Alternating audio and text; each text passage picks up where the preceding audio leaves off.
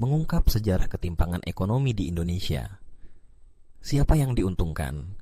Ketimpangan ekonomi telah menjadi isu laten yang terus menghantui perjalanan sejarah Indonesia sejak masa kolonial hingga era digital saat ini.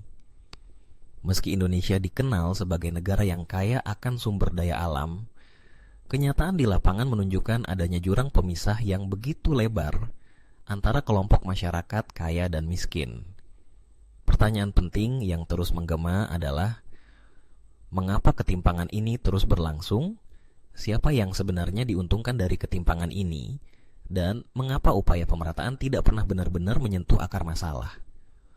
Untuk memahami fenomena ini secara menyeluruh, penting untuk melihat dinamika ketimpangan ekonomi di Indonesia dalam lintasan sejarah panjang, dari masa penjajahan, kemerdekaan, era Orde Baru, reformasi, hingga zaman modern.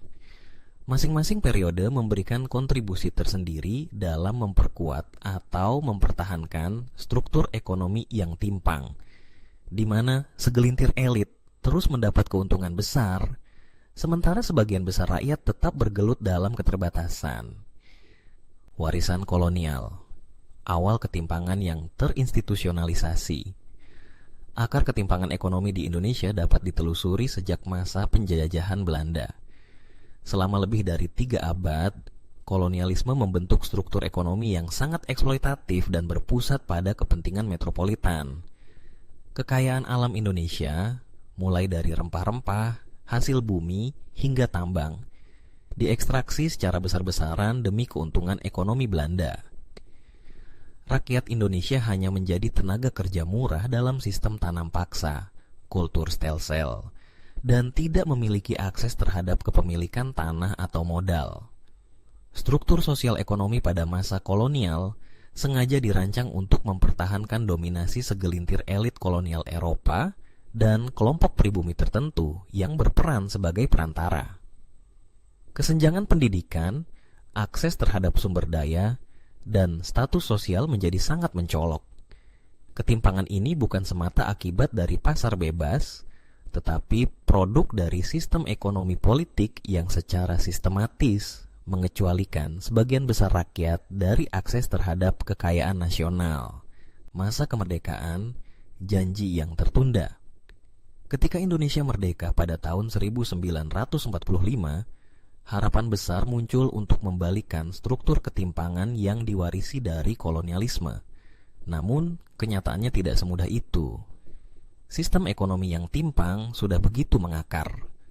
Pemerintah awal menghadapi tantangan besar, mulai dari keterbatasan sumber daya, kekacauan politik, hingga tekanan dari kekuatan global.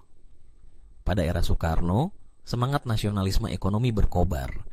Nasionalisasi perusahaan asing, distribusi tanah melalui reforma agraria, serta berbagai kebijakan pro-rakyat digagas. Namun sayangnya, banyak dari program tersebut tidak berjalan optimal akibat ketidakstabilan politik dan keterbatasan kapasitas birokrasi. Hasilnya, ketimpangan ekonomi tetap tinggi, bahkan semakin memburuk di beberapa wilayah akibat sentralisasi kekuasaan ekonomi di Jawa. Orde Baru, pertumbuhan ekonomi tanpa pemerataan. Ketimpangan ekonomi mencapai babak baru pada masa Orde Baru di bawah kepemimpinan Soeharto. Pemerintah Orde Baru berhasil mencatat pertumbuhan ekonomi yang impresif selama dekade 70-an hingga 90-an, yang sering disebut sebagai keajaiban ekonomi Asia. Namun, pertumbuhan ini datang dengan harga yang mahal. Konsentrasi kekayaan pada segelintir kelompok bisnis yang memiliki kedekatan politik dengan kekuasaan. Era Orde Baru menyaksikan munculnya konglomerasi besar yang mendapat akses istimewa terhadap kredit perbankan, lisensi impor-ekspor, dan monopoli komoditas strategis.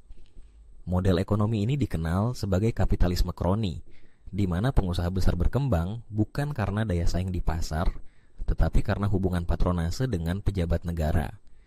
Sementara itu, sektor informal yang menjadi tumpuan mayoritas rakyat tetap terpinggirkan dari kebijakan negara.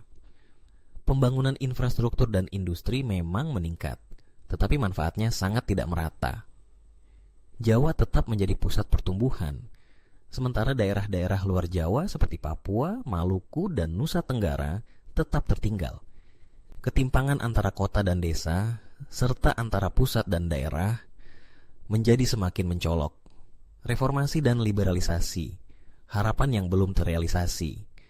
Reformasi tahun 1998 menandai runtuhnya Orde Baru dan dibukanya era baru demokratisasi dan transparansi. Harapan akan pemerataan ekonomi kembali menguat. Otonomi daerah diperkenalkan, sistem desentralisasi fiskal diterapkan, dan berbagai inisiatif kebijakan sosial seperti bantuan langsung tunai, BLT, jaminan kesehatan nasional, JKN, dan dana desa digulirkan. Namun, liberalisasi ekonomi yang menyertai era reformasi justru memperkuat dominasi pasar bebas tanpa regulasi yang memadai. Privatisasi BUMN dan keterbukaan pasar menguntungkan investor besar, baik domestik maupun asing. Banyak perusahaan lokal kecil dan menengah justru kalah bersaing karena tidak memiliki akses terhadap modal dan teknologi. Di sisi lain, desentralisasi tidak serta-merta memperbaiki ketimpangan antar daerah. Justru, di beberapa kasus, muncul oligarki lokal yang merebut kekuasaan ekonomi politik di daerah. Mereka menguasai proyek-proyek pembangunan, pertambangan, hingga perizinan usaha. Akibatnya, ketimpangan tidak hanya bertahan, tapi juga berubah bentuk menjadi lebih kompleks dan menyebar. Zaman digital dan ekonomi platform, ketimpangan era baru. Memasuki abad ke-21, perkembangan teknologi dan ekonomi digital membawa harapan baru sekaligus tantangan besar dalam konteks ketimpangan. Munculnya platform digital seperti Gojek, Tokopedia, Shopee, dan lainnya menciptakan peluang ekonomi baru bagi jutaan masyarakat, terutama di sektor informal dan UMKM. Namun, model bisnis platform juga memunculkan bentuk ketimpangan baru, ketimpangan algoritmik dan konsentrasi data. Perusahaan teknologi besar memiliki kontrol atas data pengguna, algoritma distribusi informasi, serta sistem penetapan harga. Hal ini memberi mereka keunggulan kompetitif luar biasa yang sulit ditandingi oleh pemain kecil. Para pekerja gig, ojek online, kurir, freelancer digital seringkali bekerja tanpa jaminan sosial, pendapatan tetap, atau perlindungan hukum yang memadai.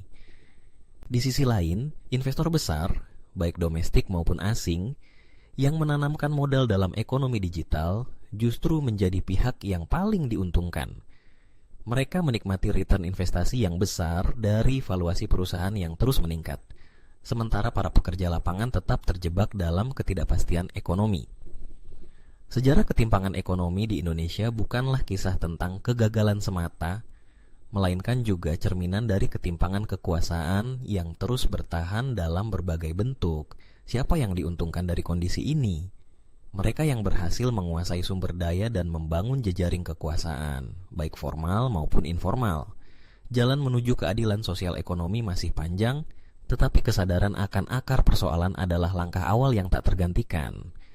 Indonesia tidak kekurangan sumber daya, tetapi kerap kekurangan keberanian untuk menghadapi oligarki dan ketidakadilan struktural.